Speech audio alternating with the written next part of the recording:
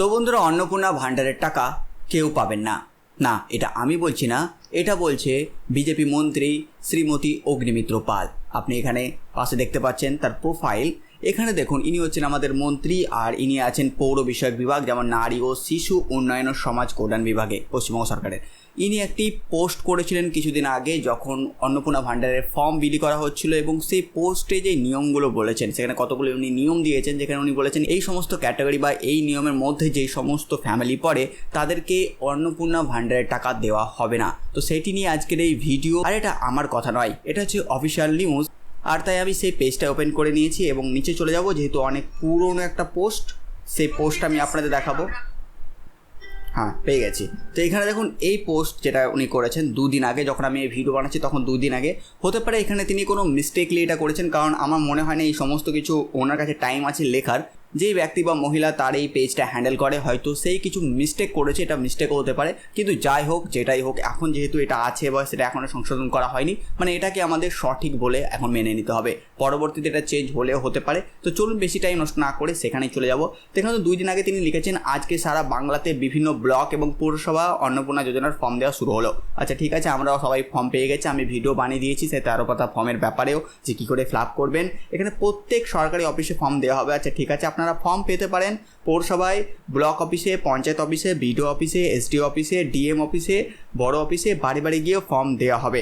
এরপরে কিছু নিয়ম দিয়েছেন, যেগুলো বলেছেন এইগুলোর মধ্যে যদি কেউ পড়ে তাদেরকে অন্নপূর্ণা ভাণ্ডার টাকা দেওয়া হবে না। যেহেতু এখানে বলেছে, দেখুন, অন্নপূর্ণা যোজনা কারা পাবেন না, মানে কাদেরকে অন্নপূর্ণা যোজনা টাকা দেওয়া হবে না। প্রথমে বলেছে 25 বছরের নিচে এবং 60 বছরের ঊর্ধ্বে মহিলারা পাবেন না। এটা অবশ্যই ভালো একটা নিয়ম, কারণ 25 বছরের নিচে তারা হচ্ছে স্টুডেন্ট, আর 60 বছরের পরে তারা বৃদ্ধ হয়ে যায়, তাদের জন্য বয়স্ক ভাতার ব্যবস্থা আছে। তো সেই ক্ষেত্রে 25 বছরের নিচের মেয়েরা এবং 60 বছরের ঊর্ধ্বের মহিলা যারা আছে তারা কিন্তু অন্নপূর্ণা ভাণ্ডারের টাকা পাবেন না, যেটার জন্য আমি থামস আপ দিচ্ছি। দ্বিতীয় হচ্ছে, স্থায়ী সরকারি কর্মচারী ও পেনশনভোগীরা পাবেন না। হ্যাঁ, অবশ্যই যারা সরকারি কাজ করে তাদের একটা ইনকাম আছে, এবং যারা কাজ করে শেষ করে দিয়েছে এবং এখন পেনশন পাচ্ছে তাদেরও একটা ইনকাম আছে। তো তাদেরকেও এই অন্নপূর্ণা ভাণ্ডারের টাকা দেওয়া উচিতই নয়। 3 নম্বর হচ্ছে, যেসব শিশু সরকারি অনুমোদন বা নথিভুক্ত নেই তাদের মায়েরা কিন্তু অন্নপূর্ণা যোজনার সুবিধা পাবেন না। আর এই নিয়মটা নিয়েই অনেকে দ্বিমত পোষণ করেছেন, কারণ যেই সব শিশু সরকারি অনুমোদন বা নথিভুক্ত নেই তাদের মায়েরা অন্নপূর্ণা যোজনার সুবিধা পাবেন না। মানে যে সমস্ত শিশু সরকারি নথি বলতে এখানে তার বার্থ সার্টিফিকেট হতে পারে, বা তার যে কোনো সরকারি নথি, মানে যে কোনো একটা কাগজ হতে পারে, যেটা যদি তার না থাকে তার মায়েরা কিন্তু এটা পাবেন না।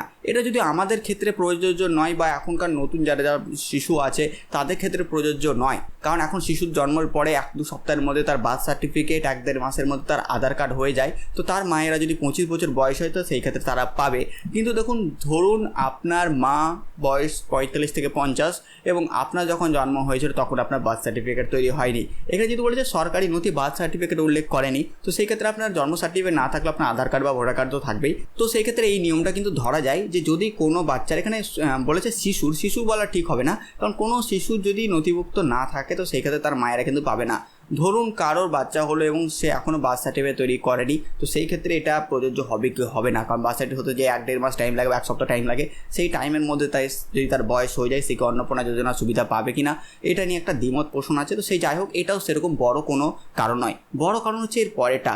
দেখুন, এরপরে বলেছে সরকারি স্কুলে পড়া ছাত্রছাত্রীরা, তাদের অভিভাবকরা অন্নপূর্ণা যোজনার সুবিধা পাবেন না। এবার আমাকে আপনারা বলুন, পশ্চিমবঙ্গে কতজন পরিবারের বাচ্চারা বেসরকারি স্কুলে পড়াশোনা করে?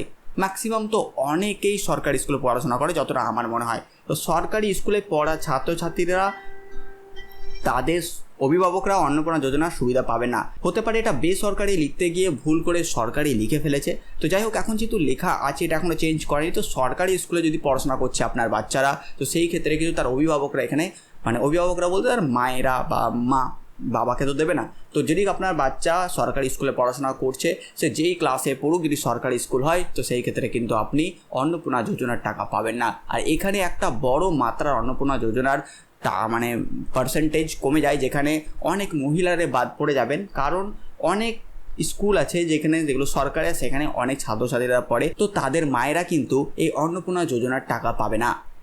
এরপরে হচ্ছে, সরকারি সাহায্যপ্রাপ্ত স্কুল বা কলেজের শিক্ষক ও অশিক্ষক কর্মীরা শিক্ষা প্রতিষ্ঠান থেকে নিয়মিত বেতন পান, তারা পাবে না। এটা অতি উত্তম, কারণ যারা একটা আলাদা স্যালারি পাচ্ছে তাদেরকে আমার মনে হয় না যে অন্নপূর্ণা ভাতা দেওয়া দরকার। এরপরে আসছে আয়কর প্রদানকারী মহিলারা পাবেন না। হ্যাঁ, অবশ্যই আপনি যে আইটিআর ফাইল করছেন মানে আপনার ভালো ইনকাম আছে, আর সেই ক্ষেত্রে আপনাকেও দেওয়া একদমই ঠিক হবে না। তারপরে এসআইআর ভোটার তালিকা যাচাইয়ের মৃত, স্থানান্তরিত বা স্থায়ীভাবে নাম বাদ পড়া ব্যক্তিরা পাবেন না। হ্যাঁ অবশ্যই, কারণ এসআইআরে বাদ যেগুলো পড়ে গেছে সেগুলো এখনও যাচাই করে বলা হয়নি তারা ভারতীয় কিনা বা যা সমস্ত কিছু চলছে, তো সেই ক্ষেত্রে যতদিন না যাচাই হচ্ছে ততদিন কিন্তু সেইগুলোকে দেওয়া যাবে না, এটাও ধরা যায়। এরপরে বলা হচ্ছে একাধিক বিবাহ বা একাধিক পরিবারের তথ্য গোপন করলে সুবিধা বাতিল হতে পারে। অনেকের বিয়ে হয়ে গেছে, ডিভোর্স হয়ে গেছে, দেন আবার বিয়ে দিয়েছে, তো সেই ক্ষেত্রে সেই সব তথ্যগুলো যদি কেউ লুকোয় বা একাধিক পরিবারের তথ্য গোপন করে সেই ক্ষেত্রে তাদেরকেও বাদ দেওয়া যাবে। বেআইনি পরিচয়ে আবেদনকারীদের আবেদন গ্রহণ করা হবে না। অনেকে বয়স বাড়িয়ে আবেদন করে দেয়, ধরুন আপনার বাড়ির মহিলার বয়স হচ্ছে 22 থেকে 23, তো অনেকে আছে যারা বাড়িয়ে 25-26 করে যে অ্যাপ্লাইতে করে দিই, বাদ গেলে বাদ যাবে, তো সেই ক্ষেত্রে তাদেরকেও কিন্তু অন্নপূর্ণা যোজনার টাকা দেওয়া হবে না। তো এখানে প্রতিটা নিয়মই আমাকে খুব সুন্দর লেগেছে, কোনো নিয়মে কোনো প্রবলেম আমার মনে হয়নি। শুধু এই একটা নিয়মে আমাকে খটকা লেগেছে, সেটা হচ্ছে সরকারি স্কুলে পড়া ছাত্রছাত্রীরা, তাদের অভিভাবকরা অন্নপূর্ণা যোজনার সুবিধা পাবেন না। মানে সরকারি স্কুলে যদি কোনো ছাত্রছাত্রীরা পড়ে তো সেক্ষেত্রে সেই ছাত্রছাত্রীরা এবং তাদের অভিভাবকরা কিন্তু অন্নপূর্ণা যোজনার সুবিধা পাবেন না। এটা একটা বড় জিনিস। এটা এরকম যেরকম আমি আপনাদের একটু আগে বললাম সেই নিয়মে হতে পারে, বা হতে পারে কারো বয়স 25 হয়ে গেছে এবং সে এখনও স্কুলে পড়াশোনা করছে, অনেকেই গ্যাপিংয়ে এইচএস পাস করেছে বা মাধ্যমিক পাস করেছে, তো সেই ক্ষেত্রে তারাও পাবে না। তারা পাবে না সেটা মানা যায়, কারণ তারা এখনও 25 বছর বয়স হয়ে গেলেও তারা এখন স্কুলে পড়াশোনা করছে, তো সেই ক্ষেত্রে এরকম যদি কোনো কেস থাকে তাকে দেবে না, ভালো কথা। কিন্তু তাদের অভিভাবকরাও পাবে না, এটা কিন্তু একটা বড় মানে দ্বিমত পোষণ করি। তো সেই ক্ষেত্রে এটা মনে হয় না সরকারি হবে, এটা বেসরকারি হতে পারে, যে বেসরকারি স্কুলে কেউ পড়াতে পারছে নিজের বাচ্চাকে, মানে প্রাইভেট স্কুলগুলোতে, তো সেই ক্ষেত্রে তাদেরকে কেন দেওয়া হবে? তাদের কাছে একটু টাকা আছে বেসরকারি স্কুলে বা প্রাইভেট স্কুলে বাচ্চাদেরকে পড়াবার, তো তাদেরকে এই টাকা মানে অন্নপূর্ণা যোজনা টাকা দেওয়া হবে না, এটা হলেও মানা যেত। কিন্তু এখানে বলে দিয়েছে সরকারি স্কুলে পড়া ছাত্রছাত্রীরা, তাদের অভিভাবকরা অন্নপূর্ণা যোজনার সুবিধা পাবেন না। তো এই হচ্ছে একটা পোস্ট যেটা দুদিন আগে শ্রীমতী অগ্নিমিত্র পাল পোস্ট করেছিলেন, যেটা নিয়ে আমি আজকের এই ভিডিওটা বানালাম। আমার চোখে আজকে দুপুরবেলা হঠাৎ করে পড়লো, তো ভাবলাম এটা নিয়ে একটা ভিডিও বানিয়ে দিই, অনেকেই এটা জেনে যাবেন। তো এটা নিয়েই আজকে আমি বললাম যে কেউ টাকা পাবেন না। এখন দেখা যাক এটাকে তারা ঠিক করছে কিনা বা চোখে পড়ছে কিনা। তো এটা মনে হয় না ঠিক, কারণ এটা অনেকেই ভুল হতে পারে, আবার জানাও নেই যে এটা সঠিক নিউজও হলেও হতে পারে। তো বাস এই ভিডিওর সাথেটুকুই, আপনারা কমেন্ট করে জানান ভিডিওটা কেমন লাগলো। আর মাত্র 22খানা সাবস্ক্রাইবারের দরকার, তো অবশ্যই সাবস্ক্রাইব করে দিন, তাহলে 1K সাবস্ক্রাইবার পরিবার আমাদের পূর্ণ হবে। তো বাস আমি আসতে পারি নতুন ভিডিও নিয়ে, ততক্ষণের জন্য গুড বাই।